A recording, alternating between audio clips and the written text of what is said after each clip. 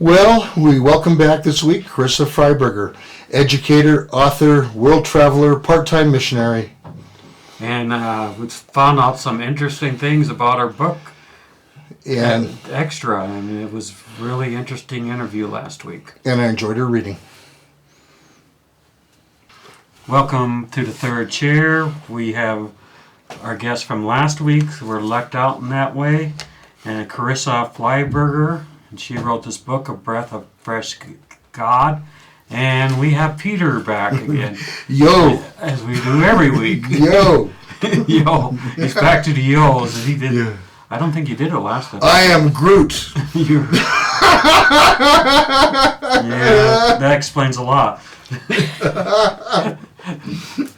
Please do not do this entire episode just saying I am Groot all the time. Well, he's going to say it with different inflections, and then Charissa, who knows Russian, also knows Gruden, and she's going to interpret what he's saying. Peter's trying to get kicked off so he can go up and have more chili. Yeah, it's my favorite cheese. Eat them and Groot them. So, one last thing about the book. You mentioned it briefly last time, and it was one of my favorite segments of the book, Solomon's Song.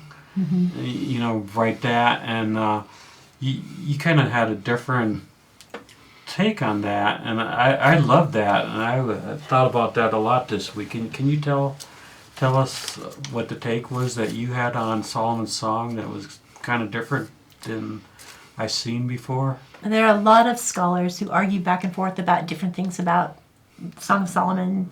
You know, was it even written by Solomon? Was it written about the church? Was it written about the Jewish people? Was it written about Mary? I mean, there's just a whole realm of things that it's used as an analogy. Sometimes people consider it to have been him writing about an actual romance with one of his wives. So, you know, nobody really knows where that came from. And I got thinking about it and wondered if maybe it wasn't either just an intentional analogy or an actual experience, but rather the loneliness of a king. I thought about what it was like to have 700 wives and all these concubines, but never have a partner and somebody that he got to know. I know that I tease sometimes that, you know, people who haven't been married for years and years have never really had the depth of that relationship because it doesn't come in the first year or the fifth year. It happens after years. And Solomon would have missed that and not had that romance with a person of the heart. So I imagined him just being lonely one night and sitting down and writing about the woman who could be his heart, not just a sexual partner. Right. And I thought that was very, very well put, and it got me thinking. And it's not just kings. There's a lot of celebrities. I mean, they don't know who to trust, or some of them pick the wrong people to trust, or stuff like that. And I mean, that's maybe why they go through a lot of divorces, you know. And God intended that marriage to be a picture of the relationship with Him. And so that idea that it is completely a partnership of complete trust, it becomes an analogy at the end of the piece about that relationship with God, where He loves us because He wants us there. Yeah, and I think you're right. You know, you don't have a person you can turn to. You know, in times of trouble or times of happiness, or like, hey, yeah, I did this. Oh, that's great, dear. That's reason to just buy the book, just to read that one chapter. That's right. That's right. I mean, it was God, because I was thinking about that after I read the book. So that's what you want. You know, when you write something like that, is for people to think about it. Yeah. And so. Yeah. So it's a good accomplishment. All I have to say about that is, I am Groot. That's from the Marvel movie. No more chili for you. No more chili for me. It's affecting my brain. So let's change directions here a little bit, because you have and continue to work as an educator. Can you tell us a little bit about that? What you're doing right now, most recently? Oh, right now is sort of in transition. Okay. After I finished my graduate degree at Clemson, I kind of got a surprise offer from Southern Wesleyan University, and so I was a professor there for a couple of years, right in the midst of COVID, which complicated that a lot. I know a lot of school teachers, and they were not. It was a hard time. Yeah, that's not conducive to learning. Is teaching 25 people. Yeah. Online? Yeah. Well, I've done some online teaching for them since I came back. My position for them was, well, we were ready to come west and come home again, and they were pretty much dissolving things at that point. So that dissolved, and I came back here. I did some online adjunct teaching for them for the last couple of years, kind of moving away from that. In a lot of universities in the country now, they are dissolving the lower professorial positions, people who teach freshmen and sophomores, and hiring them back just as adjuncts for a quarter of the pay. And I've pretty much come to the conclusion that I probably can't afford to teach anymore. I need to move on to something else. In the meantime, God really hasn't shown me what's next yet. I keep waiting for him to kind of give me that direction, but I haven't found it yet. So in the meantime, I am teaching part-time for a private junior high. It's a church that's providing an alternative to the school district down in Pueblo, and so I'm teaching part-time for them. Wonderful. I've noticed a trend, and correct me if I'm wrong, and comment on it. It seems like in modern education at the universities, there's significantly less emphasis on reading what I would consider the classics. I know that's redundant, but is that a trend you've seen? If you get into the upper English classes, those things are still happening to some extent. There's also a lot of English goes all kinds of directions. They're still there. There are less people studying those kinds of things. There's a lot more emphasis on the STEM side, and people are moving more on the STEM side than in the humanities. So those aren't as popular anymore. Well, I've also noticed there seems to be a bigger movement of wanting more minority authors or, let's say, marginalized culture authors, books in the university as well. And so I don't know if you've seen that sort of thing as well. Yeah, a broader range of literature coming from a variety of places. Sure. And there's a place for both. Oh, sure. Sure. And during your teaching, what have you found to be the biggest challenge besides a very lower pay than you'd like? One day I was walking around campus when I was at Southern Wesleyan in the midst of all of COVID, when all of a sudden we had to be able to integrate 3 or 4 different computer systems just to teach a class, and there was so much more technology being used, and everybody was frustrated with it. And I walked around and I realized that in this place there were many, many, many PhDs, people who are experts in their field, whatever that field is. And yet because we've come to that place where if I can't communicate it through a computer out to do it online, through a computer to communicate with my students that way, if I struggle with the tech, what I know about anything else doesn't matter anymore. And so the frustration is being able to use what people have spent their lives studying, if it all has to be mitigated through a computer that we may not be experts at. And so there's that struggle with that, and I'd much rather have students face-to-face where I can talk to them.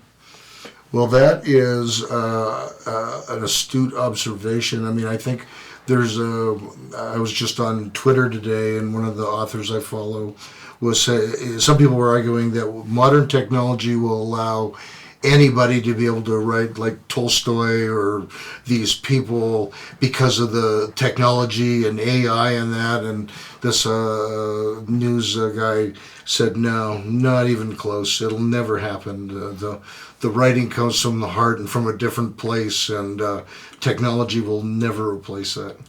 Is AI that advanced? Because I really haven't seen it. AI is doing writing. I've seen some things written by AI, and it's okay.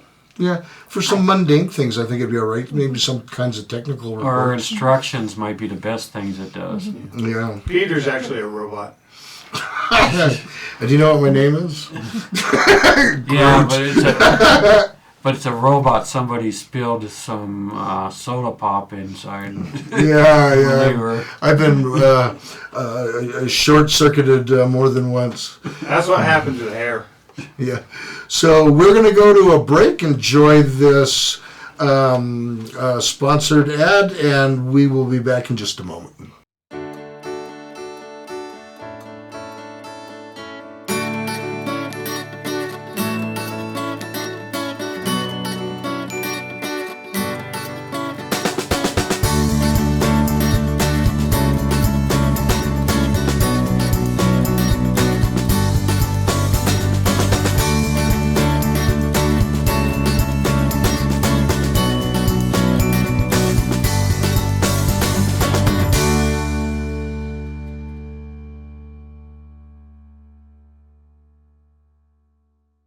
Welcome back to the third chair. Peter is almost asleep, but we'll wake him up and keep him awake. And Carissa's still here with us, surprisingly enough.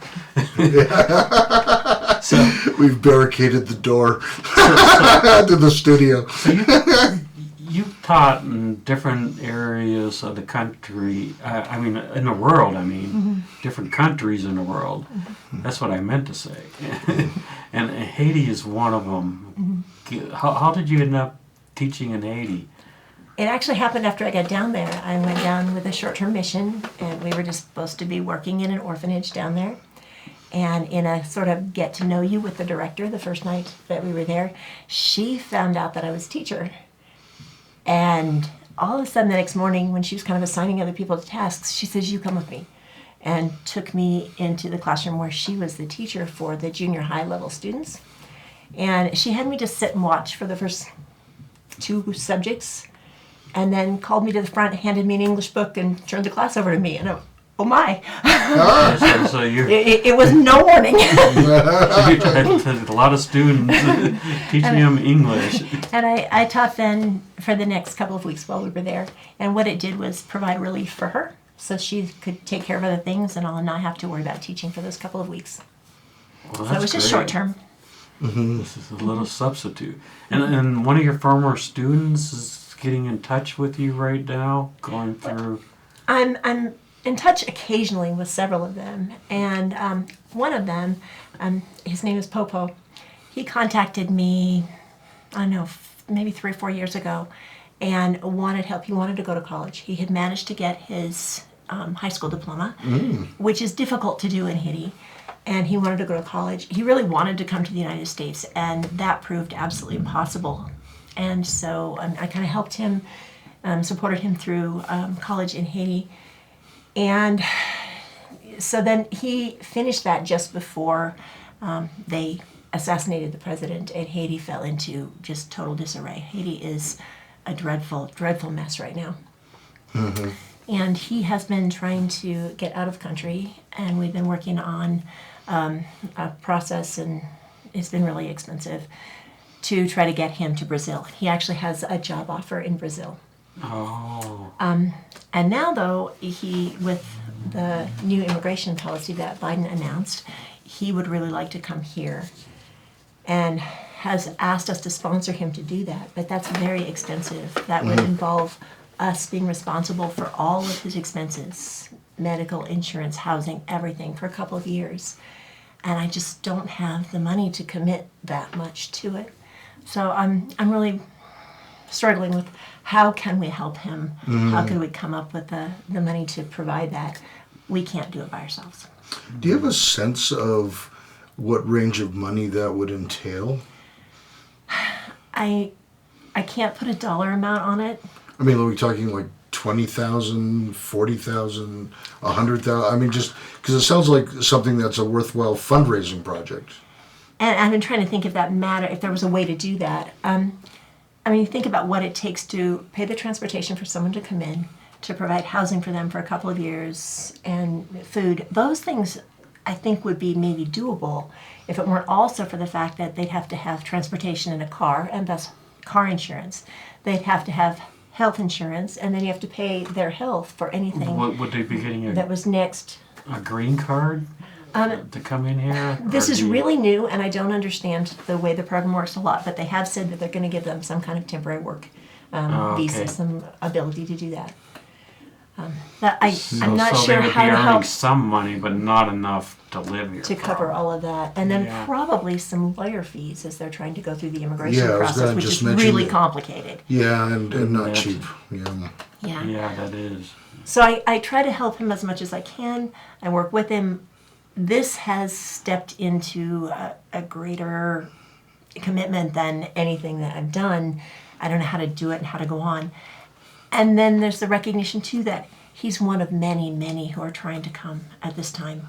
This has opened up a whole new opportunity for some to come, and they're trying to do that.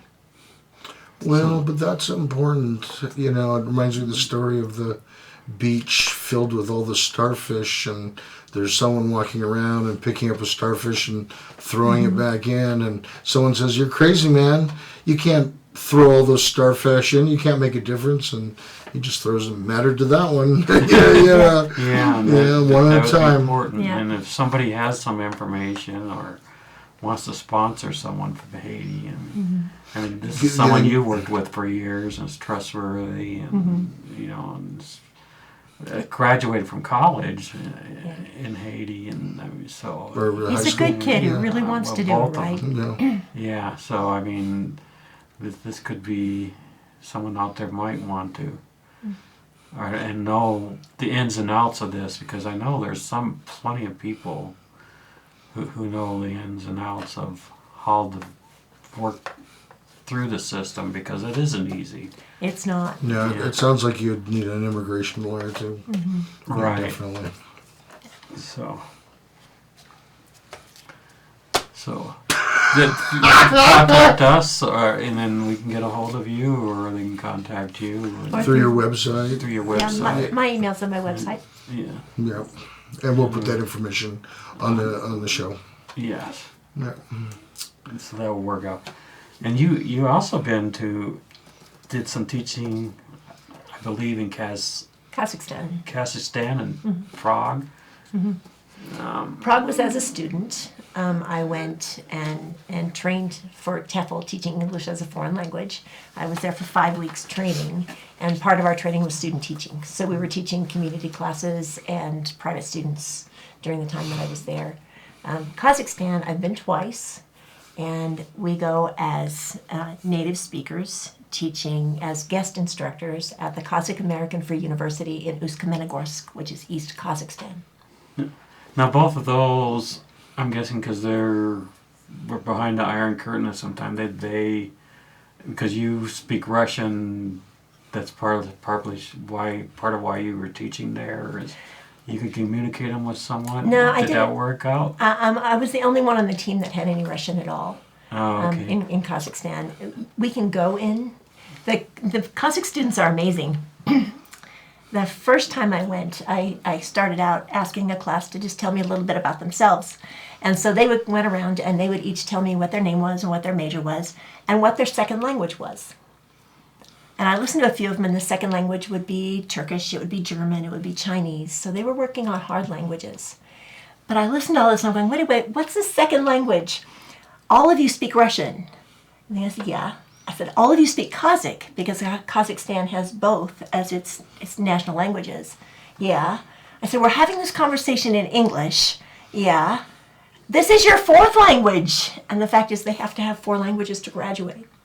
They have to have 4 languages to graduate? So they all have some English, and so it's easier in the upper levels where they have a lot of English, but you can also work with the ones who have some English. If you don't have the language, I think it was easier for me sometimes because when there was a misunderstanding, I could throw in the Russian word and kind of come together a little bit more. And Wow. and my Russian is communicable but not fabulous, and so they could laugh at my mistakes too. Yeah, So back and forth, huh? I speak 2 languages. I speak British English and I speak American English. And if you study English, you know there's lots of differences between the two languages. You There can't spell words. Actually, he's lying because I saw him in England and he had the British English dictionary. Yeah. Pardon me, do you speak American English? We were at Westminster Abbey at one point, and they have the All the recorded tours. Oh yeah, all I in did that. many different languages, and my husband stepped up and asked for one, and the guy, said he wanted one, and the guy said, which language? And he said English, and the guy said, no, be honest, it's American.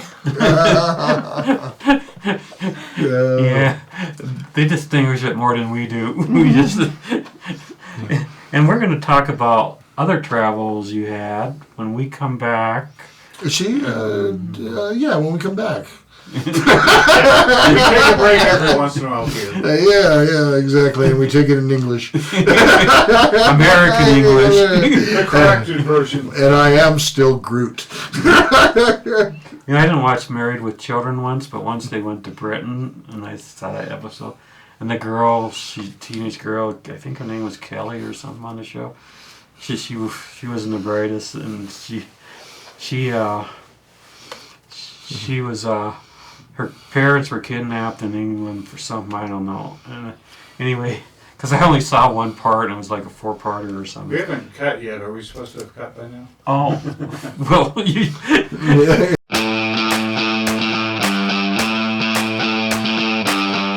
Hi, Peter and Doug here from the Third Chair.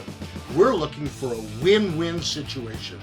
We want to keep these videos put up on a weekly basis, and we want to help you succeed with your business adventure.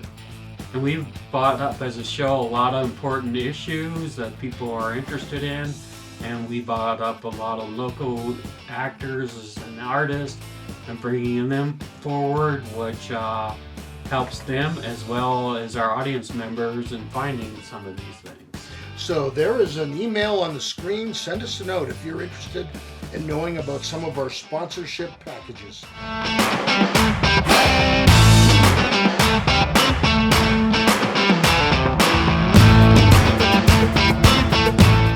Welcome to the Third Chair, and Peter gets kicked whenever I have to go first. I don't know why. I just get really excited when one of the two of us remember to introduce the segment. And Carissa's still here. Yeah. And we're talking about travel, and in the last episode you mentioned, and we never got back to it, squirrel tours. So just tell the audience what a squirrel tour is. The first time that I was in Prague, I was there by myself. And I was staying with a missionary family, so I had them at night, and I could ask questions, but during the day I was pretty much by myself. And I went for a squirrel tour. So that means starting out and walking in one direction until something caught my eye. And so I'd turn and investigate that, and then walk in that direction until something else caught my eye. You know, usually it took not much more than a block to catch something else. And so no straight lines, just wherever I found something next, not following guidebooks, not looking for anything in particular, just going and finding things. And it's fun because I find things you would never have in the guidebook, things you would never look for, and run across things and just see the people walking around the city, see, artwork that's on the buildings, and run across shops or things to go into and get really, really, really lost. Mm-hmm. And it's okay as long as GPS will help you get back. And I had a 3-day subway pass, so I could drop on the subway and figure out how to get back to where I was staying if I needed to. And I could just wander wherever. Oh, you had that subway pass. That's a good idea. That helps.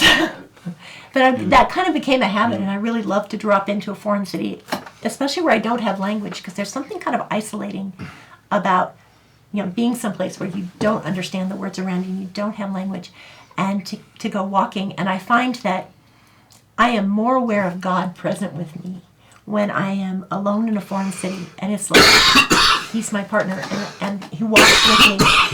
And then there are places where I'm trying to figure things out. Excuse me. And I'm amazed how often, if I will puzzle over a sign, I'll eventually figure out something that will give me a clue that will lead me to whatever I need to know from the sign. And I just really feel that God guides and takes me places that I would never find any other way. So what was the neatest thing you ever found on a squirrel tour? That was easy for me to say. Let's see, in Turkey, last summer we were just wandering, and my daughter was with me, and she likes the plan. She's a little less for just wandering, but we ran across a guy in the street who was trying to sell carpets, and she wanted nothing to do with that. But we ran across him 3 or 4 different times, back and forth, as we were kind of traversing back and around. And I finally said, Aspen, can we just go in? And so she let us go in, and we had this lovely conversation with him, and he was showing us all of these Turkish carpets, which we could never have afforded. But it was great fun. They served us apple tea, which is part of the way that rugs are sold in Turkey. And With apple tea. With apple tea. There was another place later on where we were at a rug demonstration. They seemed to always serve apple tea and then watch the rugs. If you asked me ahead of time what I think they served, I would have gone with Turkish coffee. But a lot of the places they do Turkish coffee, but it seemed like the rug salesman always did apple tea. And I mean, that's my small sampling of the couple that I saw. Mm-hmm. So. Sample of 2. Yes. Yeah, when you mentioned doing the squirrel tour, I sort of pictured myself with a tad of ADD and like squirrel. Squirrel. It is. What's that? Peter, that's any class we've done at the library where you're supposed to sit down and learn, and you're gone. So have you ever seen a squirrel on the squirrel tour? The only one I can think of was in Philadelphia. So That counts. So have you been on a squirrel tour and been walking around like, oh, this is fun, and then all of a sudden walk in an area and you said, this might not be the best area to be in? Yeah. So I got dropped by a bus in Frankfurt. And I really wasn't on a squirrel tour at that point. I was just dropped in the middle of Frankfurt and had to figure out where the train station was. Oh. And I got walking, and so I was just wandering about looking and realized that I was wandering around the red light district. And decided maybe I ought to wander myself back out of here. So there wasn't a tourist thing like in Amsterdam, huh? No, I needed to be somewhere else. But that doesn't bother me. I'm not afraid of very much, and I have a good time with it. Yeah, very adventuresome. Yeah, that is Yeah. neat. I was in I'm not Norway, afraid of much. and we stayed near Bourbon Street. Mm-hmm. It was shortly after hurricanes, and I was walking down, and like, oh yeah, this during the morning, I was just walking just to clear out. Yeah, Saturday morning, and then I walked a little farther, and I said, I'm gonna turn around now. Because it was like this is not the neighborhood. I'm gonna cut over on one of the other streets. You asked about things I found on the squirrel tour. So I was in Jerusalem in June and wandered out of the city and around the bottom, and I was actually really looking to get to Gethsemane across the Kidron Valley, and I could see it. I knew where it was, but I couldn't find the way to get there, and I turned too early and wound up on this set of stairs that went up by the Jewish cemetery up the Mount of Olives, and it was about 400 meters of stairs. Wow. And I'm climbing up them, and I'm really looking for a lateral to go over there, and couldn't find one. And about 2/3 of the way up, and I was alone, there was no one else on this staircase, I met a man coming down, and he stopped. It was kind of a Pilgrim's Progress moment. He stopped and he looked at me and he said, "Are you looking for the tomb of the prophets?" Sure. I am now. Yes, I am. So he says, go on up here. Don't go over to the overlook. Just go on up, and there's a gate. Go through the gate, and there'll be a man there. He'll let you into the tomb of the prophets. And I went, okay. And I went up, and I went in the gate, and this man met me and very formally said, would you like to go into the tomb of the prophets? And I said, yes. And he asked if I had a flashlight on my cell phone. He says, can you go down alone? I said, okay. So I went down these stairs into this big dark hole, and he locked the gate behind me, and I went in. I was all by myself down there, and this wasn't anything I'd heard of or read about. Hadn't seen it on any of the material about being in Jerusalem.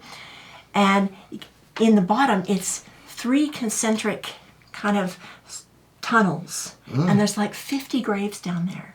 No bones anymore because it's like 2,500 years old. And it's the tomb of 3 of the prophets. I always forget which ones. Three of the minor prophets are buried down there, and all of their followers.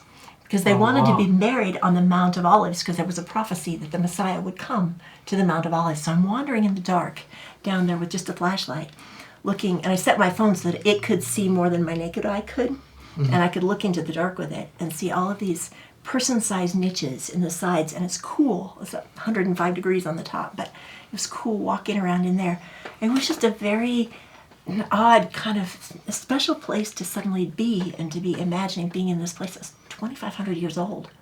And I went back up and ended up talking to him, and he told me his story.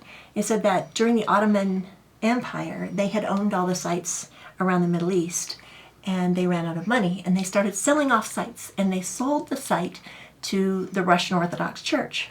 And his family was hired as caretakers for the site of the Tomb of the Prophets. And there's a house up there, and his grandfather was the caretaker, and then his father was the caretaker, and his father was the caretaker in 1948 when Israel was partitioned.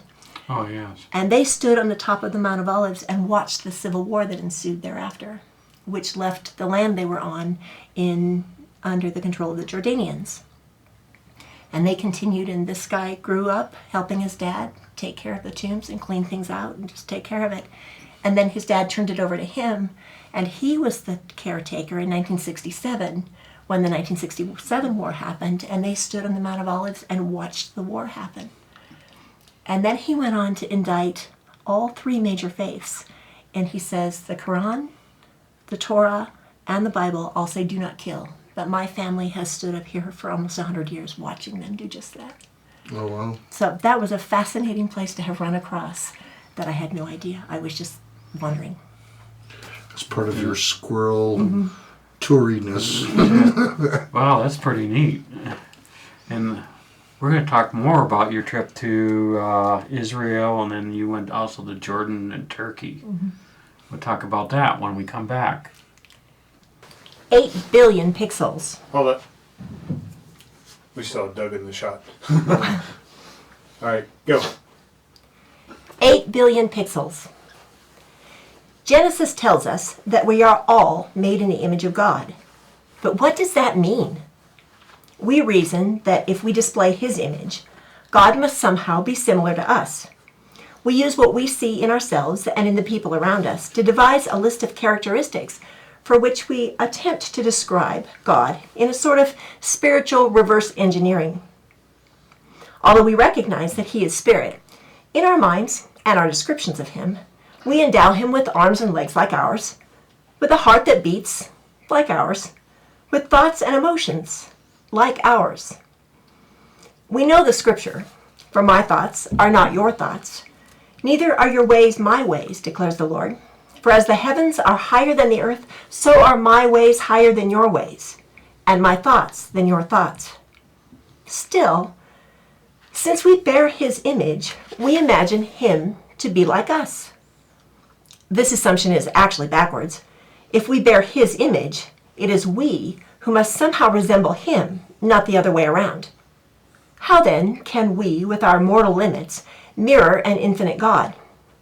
St. Augustine asks, "Is there indeed, O Lord God, aught in me that can contain thee?" Yet what other clues do we have about who God is and what He's like, besides what we can see in His image bearers all around us? Perhaps our difficulty stems from our individualistic idea of what it means to bear His image. When Genesis says, "So God created man in His own image. In the image of God He created him. Male and female He created them," we usually interpret that to mean that each of us exhibits the likeness of this immortal, almighty, omniscient God, a whole picture of Him. Yet every time we look around and see Jalen or Jace or Joy or Josiah or Jada or Jenna, we know that we are not looking at an ideal portrayal of God. Even if we love them dearly, we still notice that they sometimes fray a little around the edges.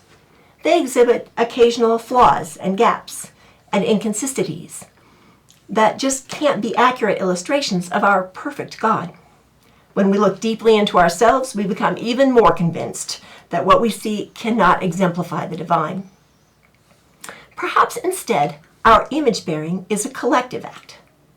None of us could begin to reflect an image that could be an accurate picture, or even a rough approximation, of the whole character of God. Instead, we carry what we can, a tiny piece, a pixel, in the vast picture of a God who is so immense and magnificent that to mirror him requires every one of the nearly 8 billion people with whom we share Earth, plus all those who've lived before and all who will follow.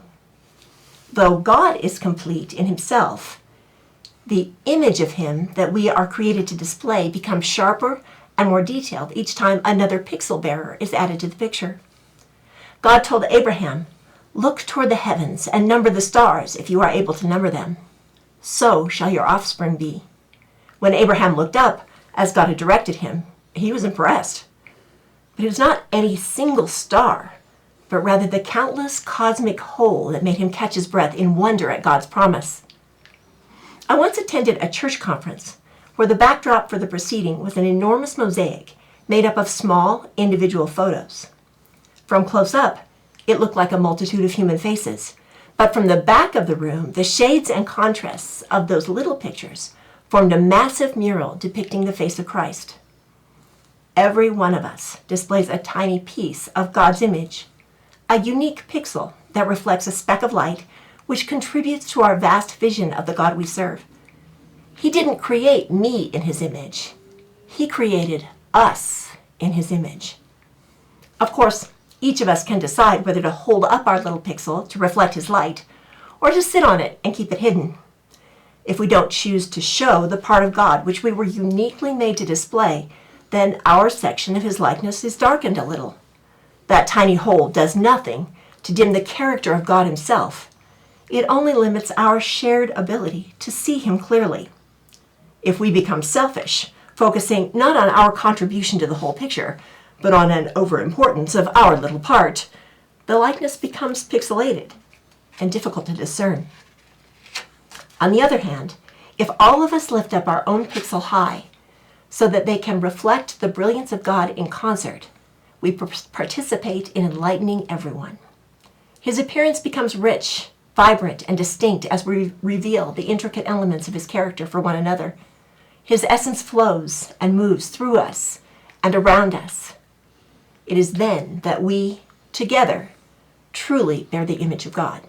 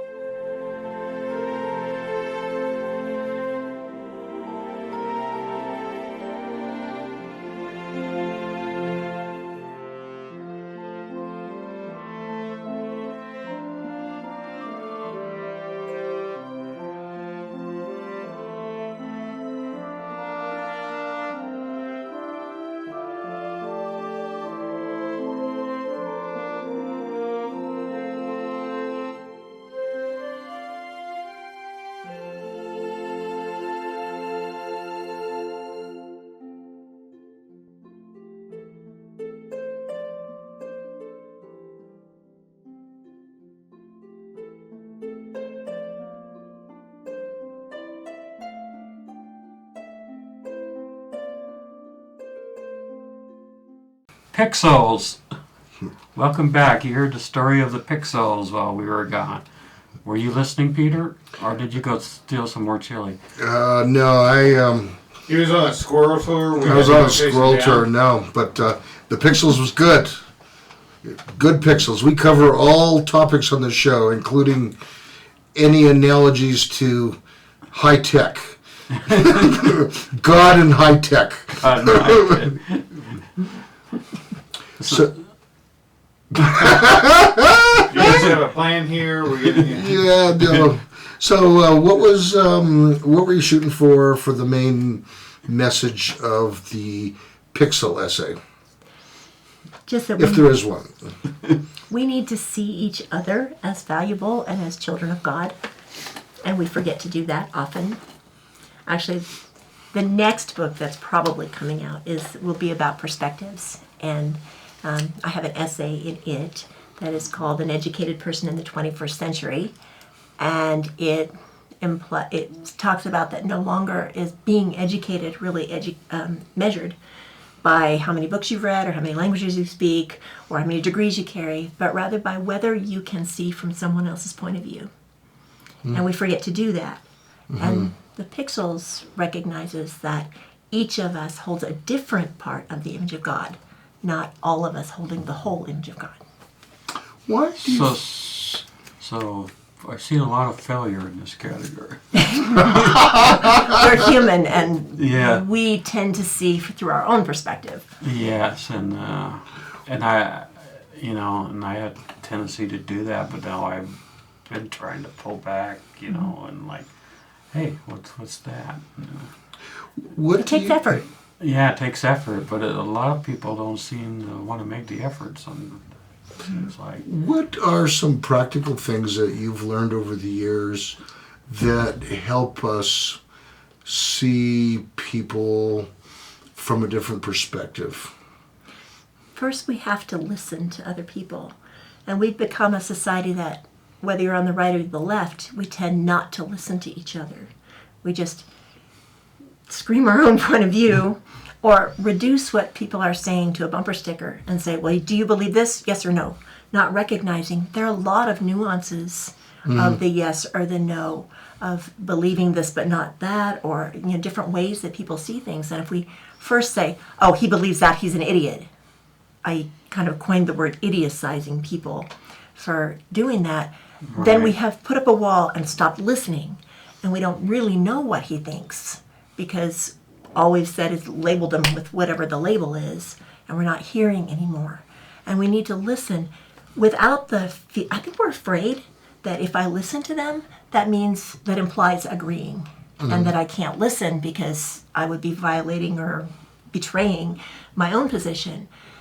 And that's not true. To listen to someone else doesn't mean we have to capitulate. It means we have to understand and start with the idea not that, because I disagree with him, he's an idiot, but instead that this is a reasoned human being that God created with reason who believes something different than I do.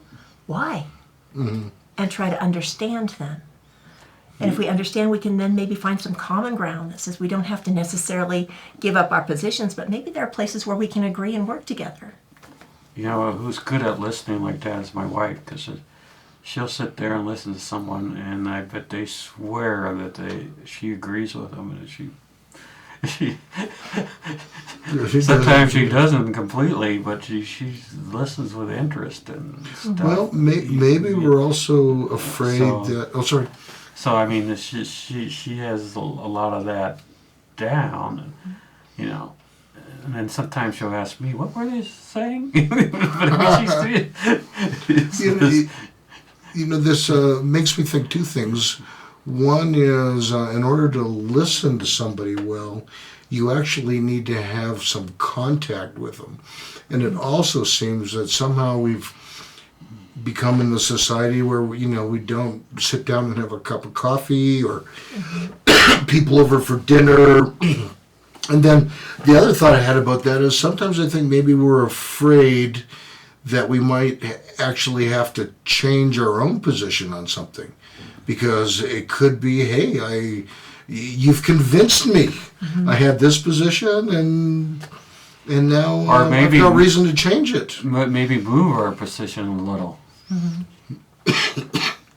My theory is if you don't have a friend that disagrees with you on a lot of stuff, you're missing out on a lot of life. Yeah, and a lot of arguments. No. There's depth in that. Yeah. Yeah. Yeah.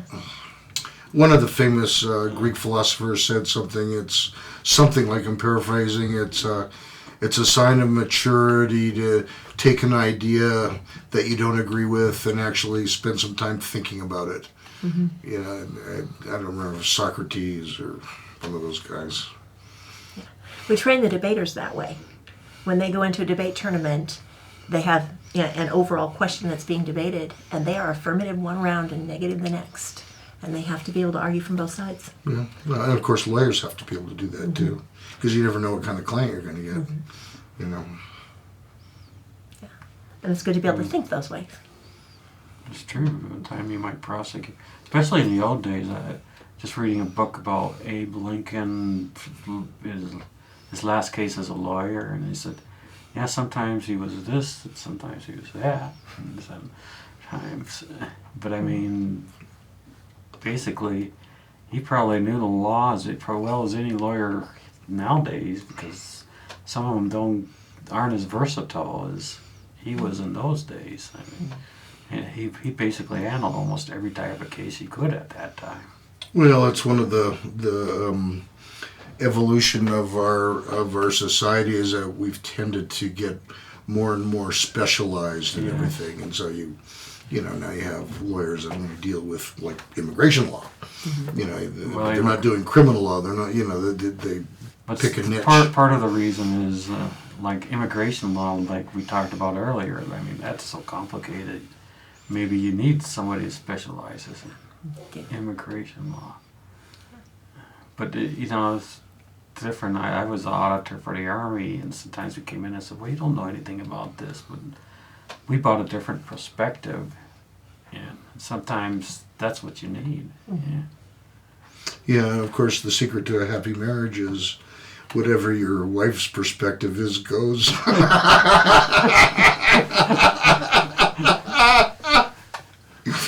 Oh, yes. I don't think it works quite that way in my house. Yeah, well, you're both debate trained people. No, my wife and I have great discussions. She's really a smart lady. And so we bring up lots of angles of things. How do we get down this rabbit hole? That's the book she's writing. Yeah, well, it started with pixels. Oh, then the new one is perspectives. Perspective. One of the new ones is going to be on perspectives. But, these 8 billion pixels that God could see, we're all different, but we bring a different light to it, and we should find out about the other person's light. And that's part of what we're trying to do in this show. Yeah. Plug our show. Yeah. Have you picked out a title for the new book yet? I haven't decided whether it is An Educated Person in the 21st Century or American Salad. American Salad, yeah. I was thinking American like Salad. I like that. What about like Pixelated for God? I like the Educated in the 21st Century. That's good. I like the American Salad. Well, you guys are no help in choosing. We're just giving you different perspectives. Yeah, we're not the same color like yeah. in the pixel. Yeah. Oh man. So, are we on segment 9? Yes. Oh, so we're wrapping up next segment. Yes. You got a question to lead off the next segment? Yeah, I'm going to ask her about, she told us about watching Doctor Who.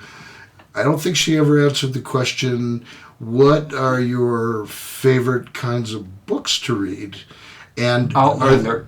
Oh no, we did ask her about the Outliner. That's right.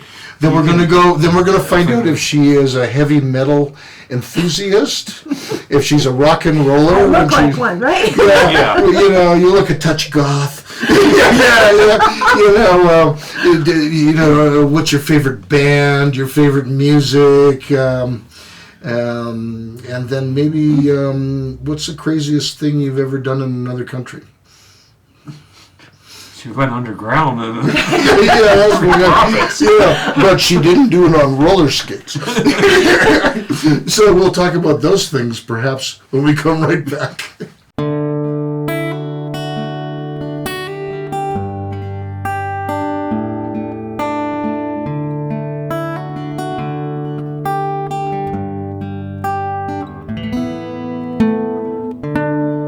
Hi, I'm Peter from Pikes Peak Recovery Coaching, and as you know, I do help people with drug and alcohol recovery issues. I love to help people get better, but I also offer a variety of other services, including regular life coaching services. I've helped several people write and finish a book. I've helped a doctor that was in medical school graduate and then get into a residency. And I also actually have quite a background in mathematics, and I do some math tutoring for the GED as well as the ASVAB for those that are thinking about a career in the military. So my contact information is on the screen. Please send me an email or a text, and we can talk about some of these services and how I can help. That's Peter Grigg at Pikes Peak Recovery Coaching.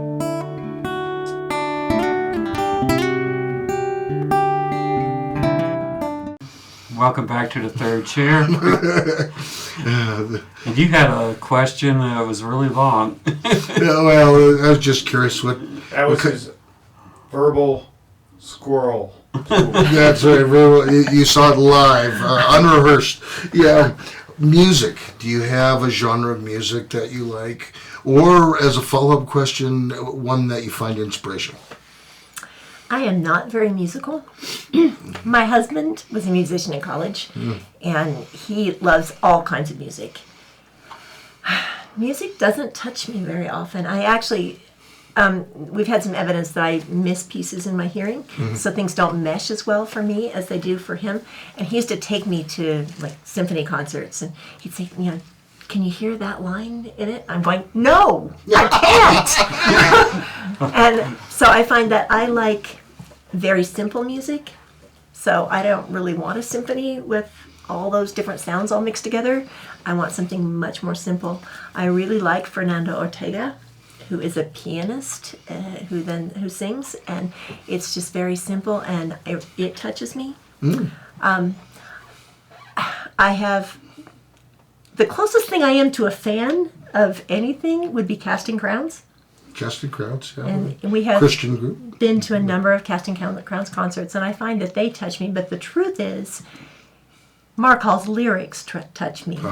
And when I am being touched by music, most of the time it's being touched by the lyrics. Because I think in words. God didn't give me music. He didn't give me art. He didn't give me any of those other kind of ways that a lot of people have those depths of artistic kinds of experiences. He gave me words. So you're touched by the words as opposed to, say, a hard-driving electric guitar lead solo. That makes me want to leave the building. My husband loves it. Yeah, I was going to say, I love it too. I'm kind of with you on the electric guitar. I think in words so much that even if I've been in someone's house a dozen times, and I walk outside and you say, what color was their carpet? I have not got the slightest idea, unless I've had reason to say something. If I've noticed it and put a word to it and said, "Oh, what a pretty green carpet," now I'll remember. But if I haven't assigned a word to it, I don't remember. So that's where music for me is really more about poetry and hearing the words. And so Christian music most often has that poetic inspiration for me. A quick question. You do retreats and things like that. Tell us about that. I've done a number of kinds of things. A few years ago, I was doing workshops for parents, retreat-type workshops for parents on getting along with their teens. Most recently, I'm doing something on practicing noticing God around us. Because the major theme of the book is that God's here all the time, and we just don't notice. We forget to go, oh, yeah, He's here. And so the retreats are about spending time, and I use some things from the book. I use things from a whole variety of other books. And we do a lot of exercises where you go off and spend some time imagining God. So one of the things we do is have breakfast with Jesus. So one morning there is, dishes, there's candles, flowers, and then muffins and bagels and yogurts and just continental breakfast kinds of things. And we ask people to set a table just for themselves and one other person, and to cut a muffin in half and sit and have breakfast with Jesus and talk to him as if he was sitting across the table from you. Oh, wow. And get used to the idea Wow. that he's That's just right interesting. there, and have breakfast with him. So it's a lot of exercises like that to just practice noticing that God really is here all the time. So via your website, though, you can be booked as a speaker or retreat leader or those kinds of things. Yeah, also Yeah. for shorter things. I do an agape dinner, kind of dinner party, or I just do readings and do shorter, like to be the speaker for a meeting or something. Very good. And so if people are interested in that, and I encourage people to take her up on that, that you can contact her through her website, and we'll have the information on the screen. Through email. Through email. Yeah. Beautiful. Is there anything else, any other social media or anything, any other way to contact you that you'd like people to know about? I am on Goodreads. So if you want to follow me there, you can do that. I didn't even know you could follow people in Goodreads. You can. I just go to Goodreads to I get looked good up- quotes. I looked up Goodreads yesterday, and that's what I found. Oh, you can make friends and follow people on there. Excellent. I never. I've looked stuff up on there, but I never signed up or anything. Thank you, Charissa, and Doug, as always. Please like, share, subscribe, and hit the bell notification icon so you know when we have uploaded another episode. Good night from the third jet.